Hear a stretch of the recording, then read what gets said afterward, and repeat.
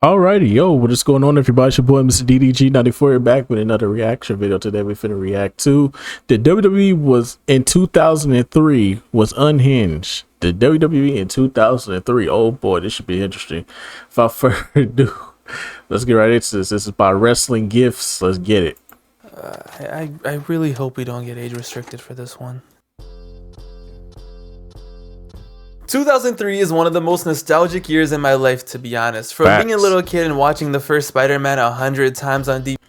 Well, I was about to say this came out in 2002, my friend, but yeah, I forgot it did come on DVD in X-Men 2 dropping, my boy Fifth blowing up. 2003 was an amazing time. And when it comes to wrestling, thinking of 2003, it almost makes me tear up. I love 2003 WWE. Maybe it's the thousands of hours I spent playing Here Comes the Pain growing up with my older cousins, a game that perfectly captures the entire year, or maybe it's because it's the first year as a kid I remember watching wrestling and seeing wrestling on TV. Whatever it is, 2003 will always have a special place in my heart. Thugonomics Cena, Angle and Lesnar dropping classic after classic, Hollywood Rock, Kane going demon mode, and so much more.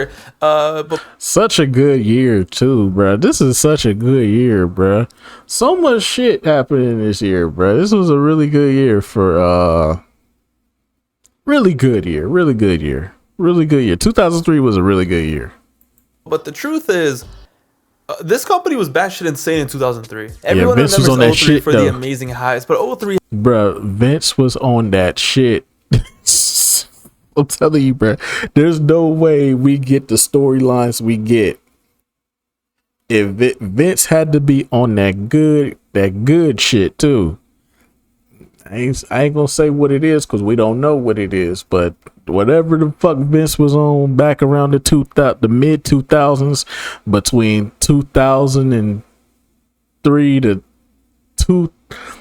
2003 to 2005, not even 2005. Yeah, 2005, because around 2006 it started again. 06 started off a little crazy too. That Edge sex show. Yeah. 2006 got a little wild too. But really from like 03 to 05. Bro, Vince was smoking on some of that good shit, bro. Because ain't no way he would the shit that he was coming up with every week for every show, for SmackDown and Raw and the pay-per-views, dawg. That nigga Vince was crazy, bro. He has some of the wildest, weirdest, just insane moments and storylines you can possibly imagine, and it popped off right as the year started.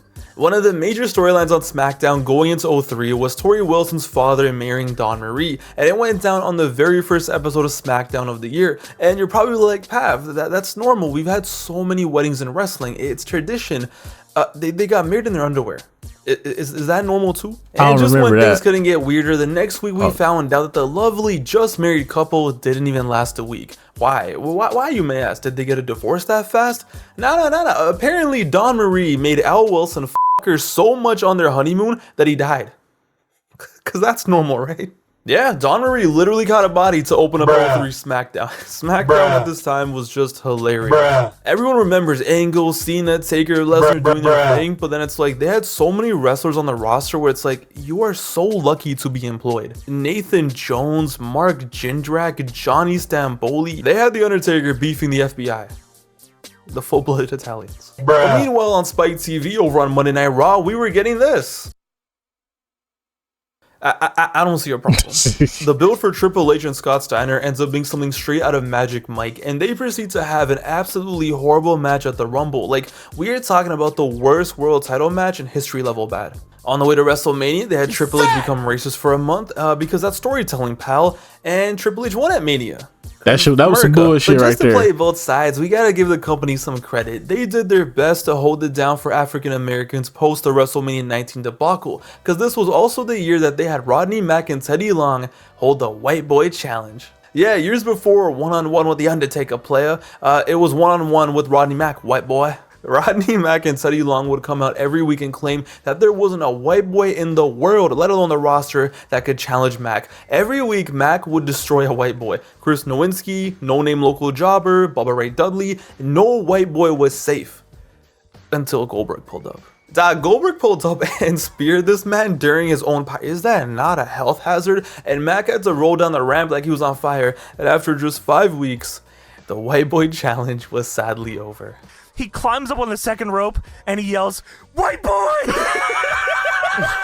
Speaking of white boys, remember how when the year started, Scott Steiner was challenging for the world title? Well, those days were over, thankfully, because he moved on to bigger and better things, such as beating up Test and taking his girl, and getting lap dances on the Raw stage. Honestly, that's a glow up to me.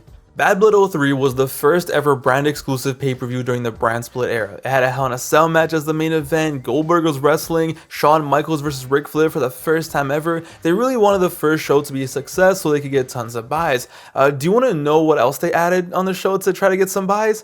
Stone Cold Steve Austin versus Eric Bischoff in the Redneck Triathlon. How do I even explain what a redneck triathlon is? 300,000 people bought Bad Blood and had to watch Eric Bischoff and Austin complete through a bunch of challenges. And since it's 03, they had the most brain rot challenges straight from Vince McMahon's mind you could possibly imagine. Well, yeah, Vince was on that shit, man. Doing the people. Oh! Somebody! Oh! He needs some milk! Vince was on that shit. Challenge number 1, a burping contest. Challenge number 2. What the fuck? I don't even think I can show this. Just imagine Mae Young and Eric Bish. You know what? Don't imagine it. What the fuck? Pen fun. Yo, those poor piggies, bro. Anyway, meanwhile on SmackDown, Vince and Hogan were tweaking. Is anyone surprised? Out here signing contracts in blood, Rowdy Piper pulled up to the WrestleMania match to interfere while he was 8 months pregnant. That was nice. And of course, after WrestleMania, we got Mr. America running wild. What the fuck? Doing after the death of her father. Oh. In 03, Raw was definitely a little more tame. It was hard to be too raunchy when Triple H without a beard looking absolutely disgusting was cutting his "I am the diamond of this industry" promos every week. Hard to be raunchy when he's too busy burying Goldberg, yada yada yada. But the MVP of Raw in 03, of course, was Kane. Yes, sir. Kane took his mask off and became the second coming of the devil. Tombstoning Linda, setting JR on fire, electrocuting Shane's testes. Yes, you heard that right. Surviving car crashes, surviving this. Kane was that guy. It's interesting because Linda getting tombstoned by Kane is what set Kane off. It's what gave him that legendary entrance. It's what made everyone think he was a D1 Savage. It really started his arc.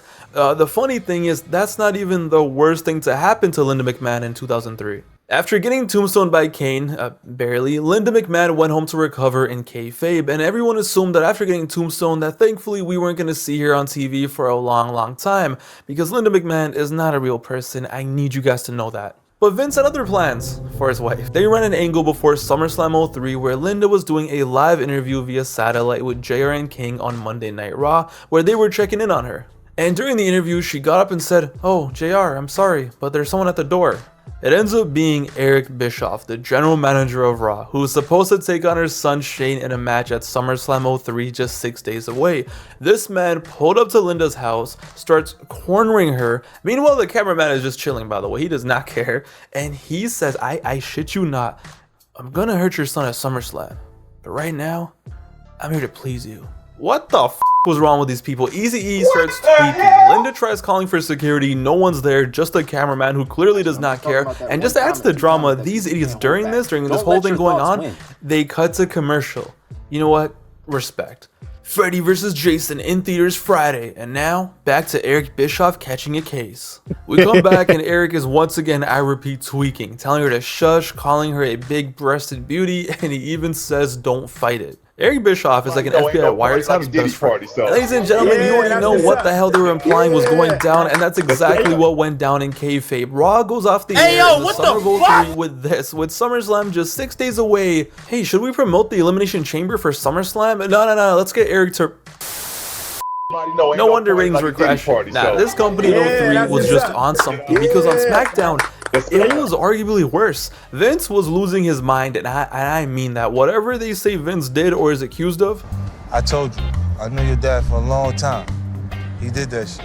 Guilty as fuck. Imagine turning SmackDown on and all you see is Vince McMahon beating up a one-legged 20-year-old. That sounds like a Family Guy skit. And I don't just mean beating up fam. He ripped his prosthesis off and humiliated him week in and week out. Mind you, his wife was catching it over on Raw. It doesn't matter. Vince doesn't care. He was living lavish on SmackDown. He just wanted to cheat on her and beat up a one-legged man. Can a man not spend his Thursdays doing that? Vince in 03 lost his mind. Like we always say, oh, he needs to be stopped, blah blah, this and that. No, Vince in 03 needed to be shot. He was out here booking matches such as Stephanie versus Brock Lesnar, because why not? His promos made no sense whatsoever. Hey, yo! What does that even mean? Terrorists are gonna burn down the Undertaker's house.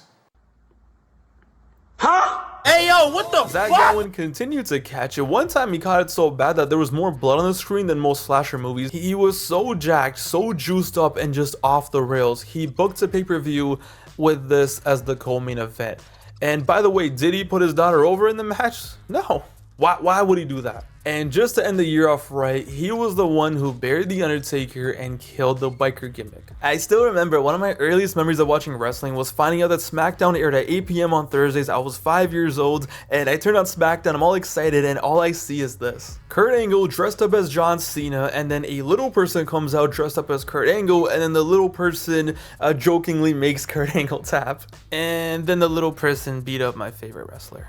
03 was just a wild time, man. You had Cena tweaking, you had Angle and Lesnar doing this for some reason off camera. Hey, yo. What a year. 03 Hey, yo, is what such the a fascinating fuck? but Hey, yo. interesting year. I will always love 03, don't get me wrong. It's so nostalgic even though I was like 5, but it's just wild. People remember like, oh, SmackDown was so lit, Angle and Lesnar were tearing it up, the work rate, Hollywood Rock, Cena coming out of his show, and then it's like, His children are gonna be kidnapped. What a year. On one hand, you had The Rock officially Hey, go to yo, what Hollywood the in fuck? April. Austin retired. HBK worked the entire year after missing 4 years and being told that he was never going to wrestle again. John Cena had a giant glow up. From January to July, they make it seem like, oh, once he became the rapper, it was all good. Nah, he grinded his way up. He started out 03 teaming with Bull Buchanan. First of all, what the hell is a Bull Buchanan? Sounds like a gas station pill. But he started with Bull and came out to generic music, and then by July, he had a world title match under his belt, and he was even starting to get cheered.